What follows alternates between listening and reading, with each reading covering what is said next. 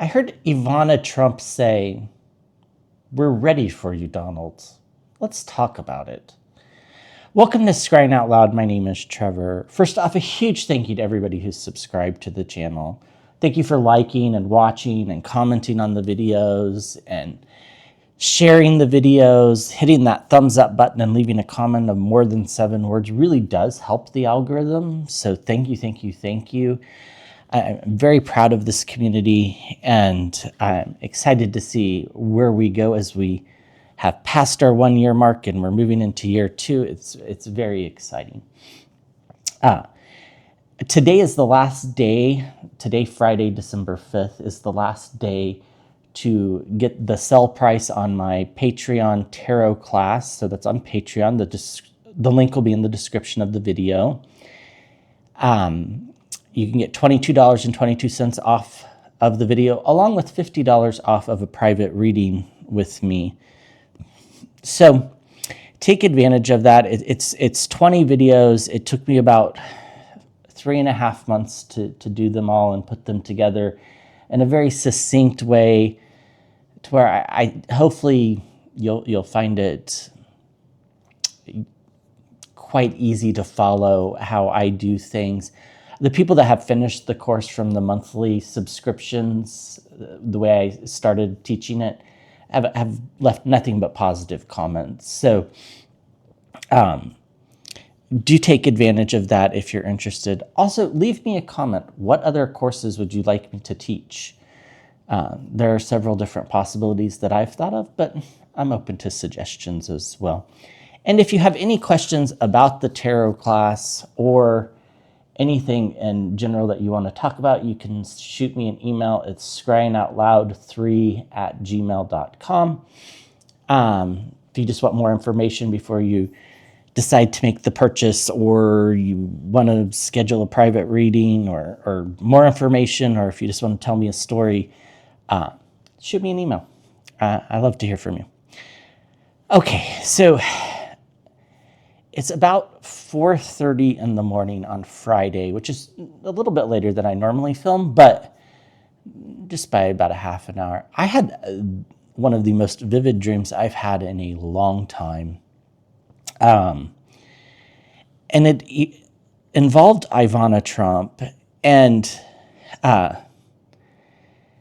basically it was her walking me around her penthouse or apartment, whatever you want to call it, and showing me various different things. And particular, I saw the staircase, I saw the elevator. A lot of people suspect, for entertainment purposes only, well, I guess that part doesn't need to be. Some people suspect that it wasn't an accident what happened to her, for entertainment purposes only. I've kind of thought this too, and I am not a conspiracy theorist at all. In fact, that sometimes gets me into trouble because I don't buy into some of the conspiracy theories that float around the YouTube sphere. But this was very interesting. And so we're walking around the apartment, and she's showing me, little flashbacks of her and the felon and her and the kids. And, then things kind of took a dark turn as she's showing me the staircase and the elevator. And then my dream shifted to something else. I have no idea what that part was. Just a normal dream, I guess. And then about what felt like, 10 minutes before I woke up, she came back into the dream, but this time she wasn't talking to me, and she had a very kind of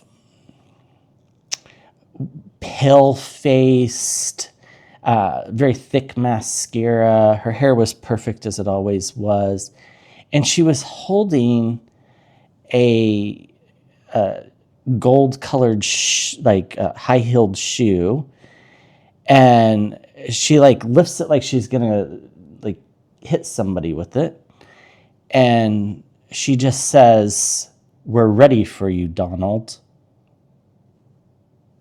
And then I woke up, and it was quite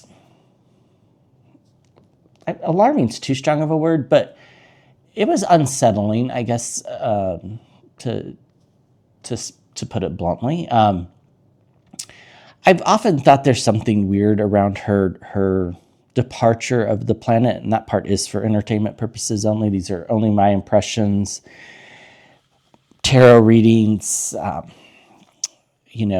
take it for what you want. And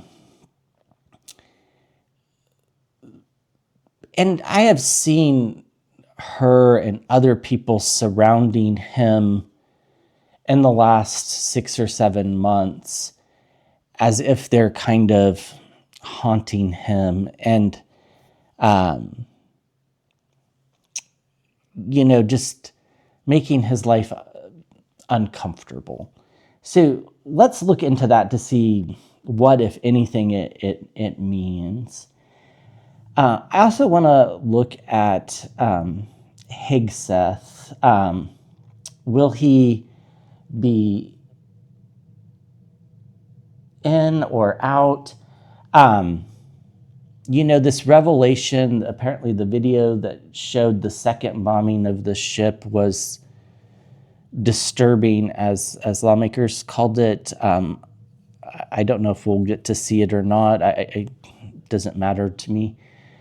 I don't really care to see it, but it could be eye-opening. Apparently, there were people hanging to the side of the craft, for an hour or so, clearly in distress, and then they bombed it a second time. So, this, as I understand the rules of warfare, would be a war crime. And then we also had the report about Signalgate and how it put troops into danger. And I just want to read, will HEGSETH be out? In the first administration, when he was in the White House, people were being fired all the time. People aren't being fired all the time now. I think that's quite telling. I think it just shows how less engaged he's capable of being. But let's look at HEGSETH. The Supreme Court, unfortunately, did or is allowing Texas to use their gerrymandered map. And like I said in the reading on this, either way, it didn't. I don't think it changes the outcome of anything, because they're clearly going to have to let California use their map, Virginia use their map. So, in some ways, it's just, mutually assured warfare of gerrymandering, which the Democrats are going to come way out ahead of. So we'll look at that as well. I want to look to see if the Supreme Court does anything crazy with the California map or anything like that. I don't think so, but I want to just double check. And then let's just, since the maps are starting to be set here, let's go ahead and look at the House in 2026 to see if the Dems do in fact win. So let's start there, I think. What do we need to know about this? The 2026 election for the House of Representatives in the United States. Let's just look at it from the Democrat side. Will the Democrats win in 2026, the House? We'll get into some of the more nuanced races. We have gotten so far, I think, every election race correctly. Please correct me if I'm wrong. I can't think of one that we didn't get correct. Tennessee played out basically the way I thought. It was maybe not as a little, I thought it would maybe be a little bit closer, but that seemed pretty close to about right. She was never expected to win. Anybody that told you that just, doesn't understand U.S. politics and how gerrymandering really works. So, is it possible that district turns to the Democrats in 26, when it's the elections again in November, it's possible, right? 9 points only means you need 4.6% of people to change their mind and vote for the other person. So, and there'll be a bigger turnout as well. But I think bigger turnouts actually hurt Democrats in this case, but she did good. It'll be interesting to see if she runs again. So, okay.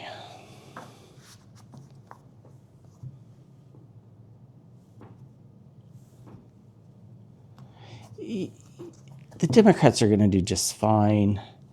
Yeah, they're already winning over new voters. They're getting new voters to register, partly because people are angry at the current administration.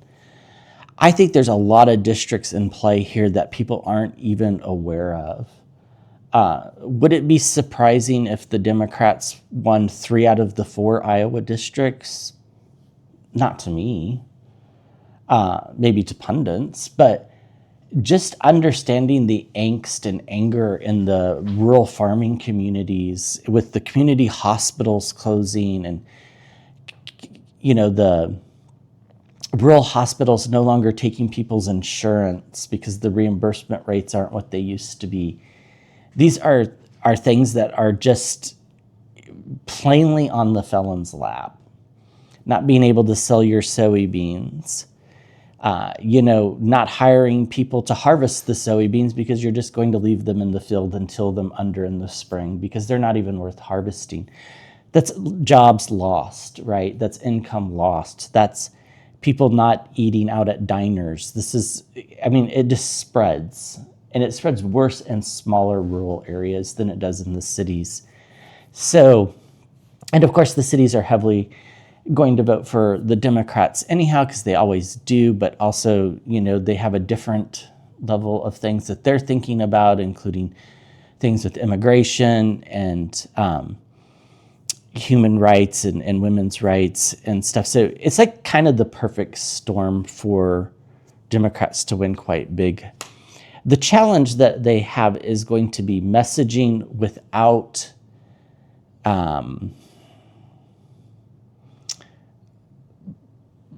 having a solution, right? They can't just say Republicans ruined this, Republicans ruined that. I don't think the felon's around for the actual election, but even if he were, I don't think it matters.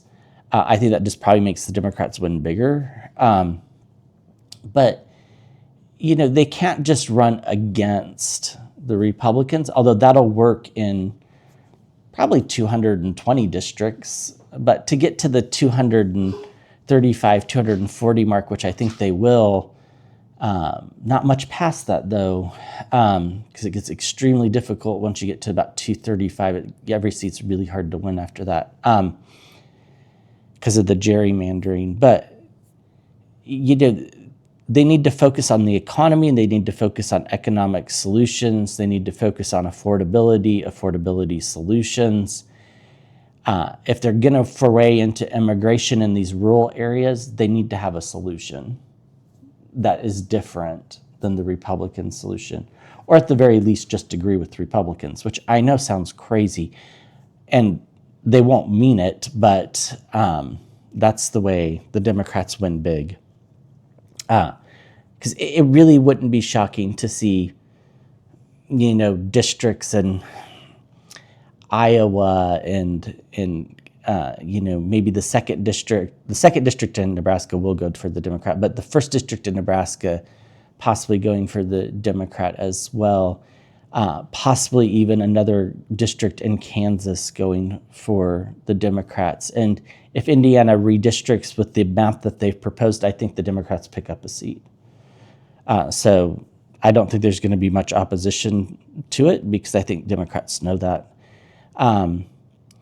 So I think it's just a matter of playing to the right constituency. That's why House races aren't really a national thing, but they kind of are, right? The national mood's there, but Each individual district is different depending upon whether it's rural or urban, what the needs are. The subconscious is deceit, deception, dishonesty, but also doing things slyly. I actually really kind of like the Seven of Swords here. It makes a lot of sense. Yes, Democrats are worried about deceit and deception, things coming out on Twitter that aren't true, mis and disinformation. But I also think Democrats are going to run in some of these districts really slyly. And I think that was the mistake in Tennessee. I think if that hadn't got any national attention whatsoever, none, voter turnout would have been 50,000 voters less, and she might have won. I said if voter turnout was high, she would lose, and it was pretty high. It wasn't super high, but it was pretty high for a special election. It was higher than the threshold that I had put out for her to win. So it's just because there's just not enough Democrats in that district. So in the past, we have stability. People thought of the economy as being stable in the past, so that makes perfect sense. They no longer think that. So, they're willing to give the Democrats a chance. In fact, it's fairly inevitable that the Democrats are going to win the Three of Wands. I mean, history tells us this is true. Of course, we haven't had this large number of redistricting mid-cycle before. But at the same time, California balances out Texas. Virginia is going to balance out Missouri, North Carolina, and Indiana. Indiana, although, might actually hand the Democrat a seat. And we'll see what Florida does, because Florida really doesn't have very many good choices to make solid Republican districts. But, in the near-term future, we get this new beginning, the Fool card. And the new beginning, of course, is, the Republicans not controlling everything, which allows there to be a check and a balance. The way Democrats see themselves is their goal is to get into Congress as a stop. If you want to call it the spy in the camp, their goal isn't to get anything done. Because they can't. They don't control the White House. Even if they win the Senate, which we'll take a look at it definitely throughout 2026, we'll look at this a lot. But even if they did control the House and the Senate, they don't control the White House. So it's not like they can pass their stuff anyhow, right? This is not how things work. So their goal is to be a spoiler. The way others see it is that it's full speed ahead, the Knight of Swords. The hopes and fears is the Knight of Wands, with the fear being that this mis and disinformation, these bombastic claims will sway voters. The hope is that they don't. And in the outcome, we get giving and receiving, the Six of Pentacles. That's a good card for receiving votes. And the Ace of Wands, new leadership, people switching. And yes, people are weary, but they want to put up guardrails, the Nine of Wands, which is giving the House to the Democrats. So I really don't think anything matters. I think it's delusional of Republicans to think that they can gerrymander themselves into winning, because you just really can't. There aren't as many Republican trifecta states where they can just go in and do it, one. And two, they have to be careful, because a Republican plus 22 district was just won by only 9 points, which if you were to assume a 13-point shift, that means a Republican plus 13 district is now competitive. That's the baseline. So why would you take a Democrat district and a Republican district and make 2 Republican plus 8 districts when those are most likely Democratic districts? Don't get me wrong, I think Republicans will do it, but they shouldn't. So I do think that the Democrats do win the House. I don't think it's particularly close, although it might take a while on election night until we know for sure, just because California counts so slow. And, California has, 51 House of Representatives. So That's a lot of waiting around to see the last 50 or so. And of course, Washington as well counts very slow, and they have 9 or 10. So, okay. What do we need to know about the Supreme Court? Will the Supreme Court intervene in any of these? Will the Supreme Court allow all of these maps to go forward, or will they somehow find some weird justification to treat Democrats differently than Republicans?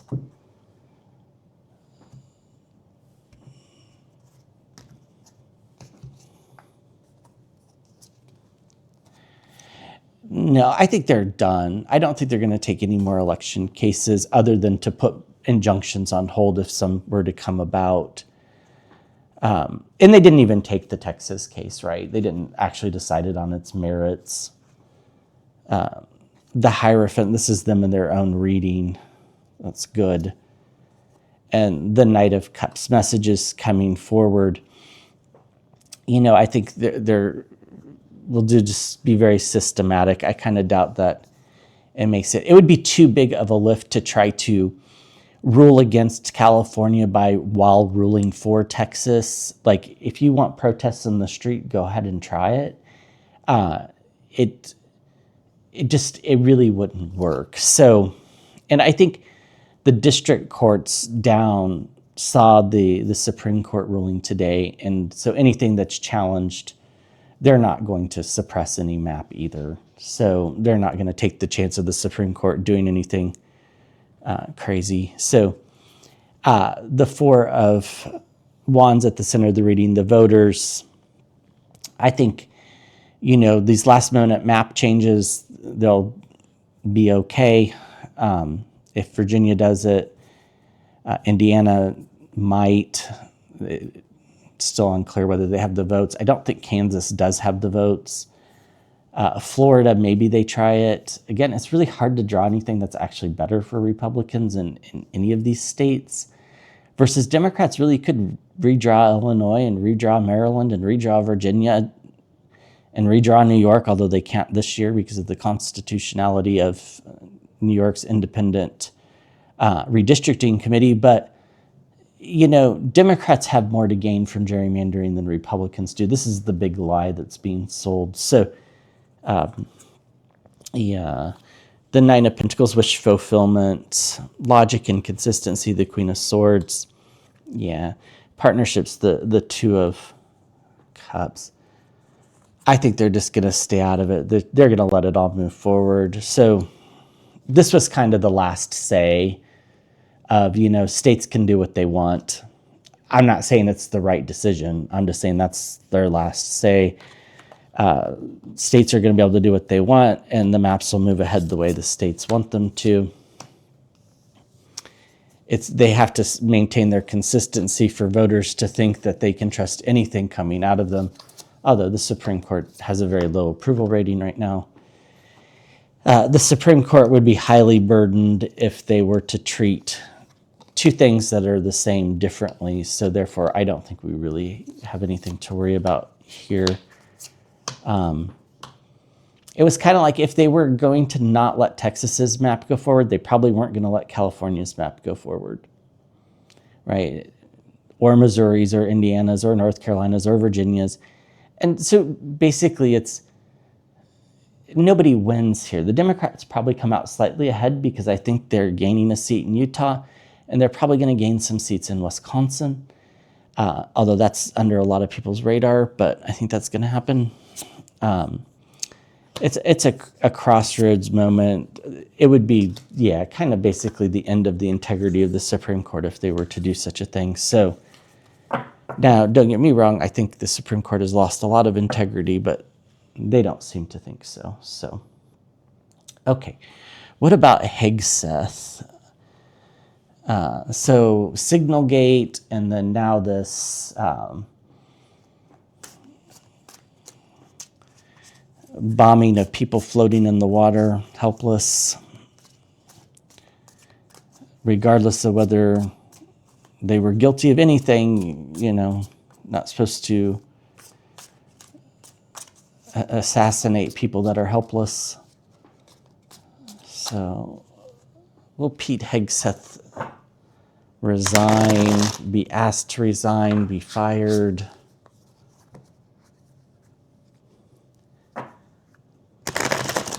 I just don't think so. You know, I think if the felon's cognitive decline weren't so much, maybe. Now, will Vance fire him? I think so. But that's a different ball game. We get death. I actually think this makes perfect sense. I don't think anything happens to Hegseth until after the felon is gone.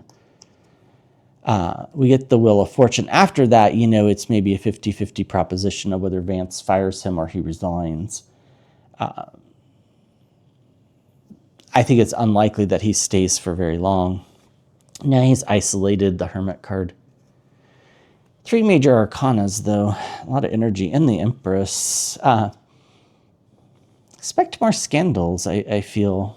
Yeah. There'll be more scandals about the treatment of women in the military. Yeah. Be a lot of fighting about whether he should be here, the 5 of Wands. Well, you know, of course, Democrats think he's not qualified to begin with. They didn't vote for him to start with, so they're not going to suddenly support him. This makes a lot of sense. It's just a matter of how many Republicans turn against him. I think he's got the support of the administration. Yeah, here's the felon in the reading, the King of Pentacles.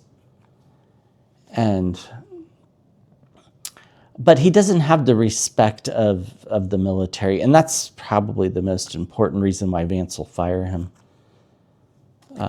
But currently he's in an okay position. So after the felon goes, anything's on the table at that point. Right now there's a lot of fighting, but he's got the upper hand in the sense that the felon's not going to fire him. The felon's willing to fight for him because, you know, in some weird way it's kind of the idea that they're both hated. So therefore there's the mutual camaraderie. After, you know, it's probably a 50-50 proposition. I think we are going to hear some big scandal about something about treatment of females in the military. In particular, something that'll be traced back to something he said. HEGSETH, that is. I'm not quite sure. I'll have to look at that a little bit more. The high-ranking military officials already don't respect him, but he has support inside the administration, so yeah, one plan doesn't work, try another. And yeah, he's juggling a whole bunch of stuff, the 8 of Pentacles and the 2 Pentacles. But ultimately, I think he survives, the King of Wands. Now, after the felon passes, anything's up in the air, right? It's just not clear that Vance just wouldn't want to do what he wants to do, right? I know a lot of people think Vance is going to be a continuation of the felon, and I think that's true to a large extent, but I also think Vance is going to want his own people in the government. That's just the way I see it. I don't know, I could be right, I could be wrong. Okay, so what's going on with this dream I had about IVANA? And very disturbing, holding a gold, like high-heeled shoe with the point of the tip of the heel. Like she was going to swing it at someone's head. And she said, "We're ready for you, Donald." The 10 of Pentacles, legacies, inheritance, and the Queen of Pentacles flew out of the deck. Are we supposed to interpret anything from this? Usually when I have really vivid dreams, there's something to them. I don't have them that often, but, you know, maybe 8-9 times a year, something like that. Are we supposed to interpret anything from this? What are we supposed to garner from this? We're ready for you, Donald.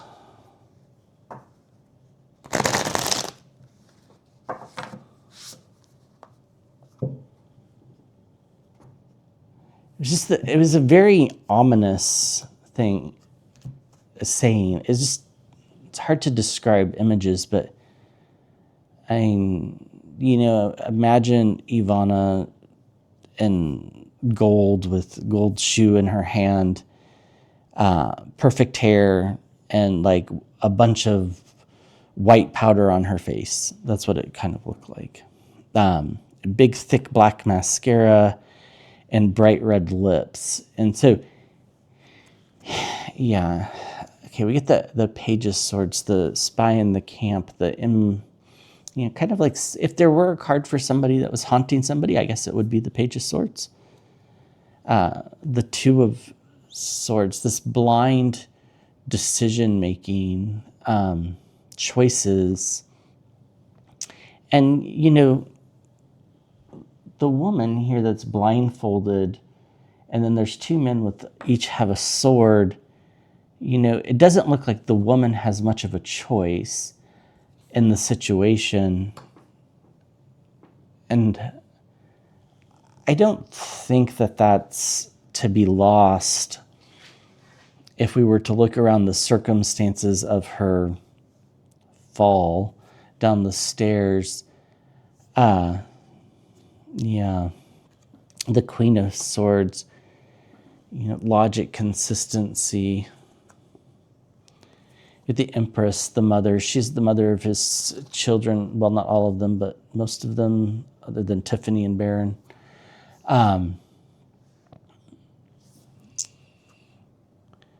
The Ace of Cups, this idea of handing you this heart, or here's his heart. It's a weird feeling here. This card has kind of a coldness to it. It's like it's a new beginning, but I think essentially it's kind of an omen, a death omen. This Star card, it's like her way of getting revenge. The Eight of Cups, here we are in the forefront, drinking out of the cups, having a good time. And here's, maybe not having a good time, and here's the felon walking away to the other side, I believe. We get victory. I think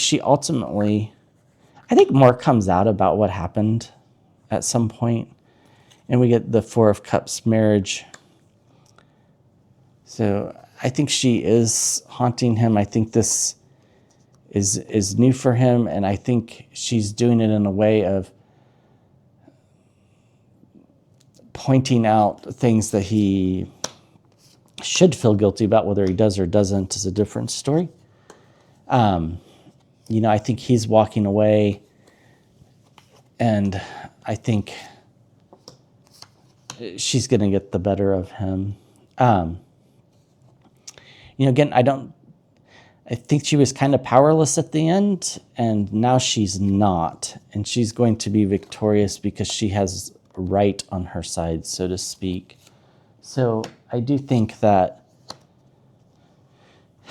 there was something to this dream. We shall see. The giving and receiving of information, the Six of Pentacles, the King of Pentacles, the felon himself, and the Queen of Cups, empathy for IVANA. And then things going on behind the scenes that we can't see, the High Priestess, about what? About the world, which is, maybe the end of his life cycle, or the end of a cycle for sure. And then the Nine of Swords here, the sleepless nights, trying to slay this imaginary dragon or deal with the other world. It all kind of makes sense to me. I think that's what's going on. So, yeah. All right. Well, thank you for watching. I appreciate each and every one of you, and I will be back with another video soon.